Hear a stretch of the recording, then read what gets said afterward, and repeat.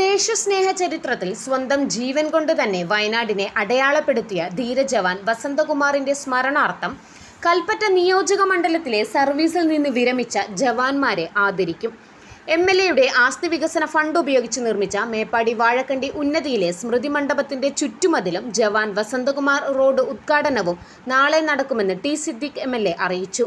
രാജ്യത്തിന്റെ കാവൽ ഭടന്മാർക്ക് നൽകുന്ന ആദരമായി ജയ് ഹിന്ദ് എന്ന പേരിലാണ് രാജ്യസ്നേഹ സംഗമം സംഘടിപ്പിക്കുന്നതെന്നും MLA പറഞ്ഞു.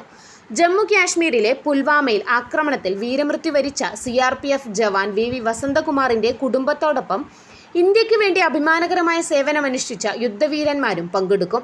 മുംബൈ ഭീകരാക്രമണത്തിനിടയിൽ പാകിസ്ഥാൻ തീവ്രവാദികളുമായി ഉണ്ടായ ഏറ്റുമുട്ടലിൽ വീരമൃത്യു വരിച്ച ധീര സൈനികൻ കമാൻഡോ മേജർ സന്ദീപ് ഉണ്ണികൃഷ്ണന്റെ മാതാപിതാക്കളും അസമിലെ കൊങ്കഞ്ചർ ജില്ലയിൽ തീവ്രവാദികളുമായി ഏറ്റുമുട്ടി വീരമൃത്യു വരിച്ച ധീരജവാൻ നായിക് ഗീവർഗീസിന്റെ കുടുംബവും ശിപ്പായി ജിനീഷ് TSന്റെ കുടുംബവും സംഗമത്തിൽ പങ്കെടുക്കും.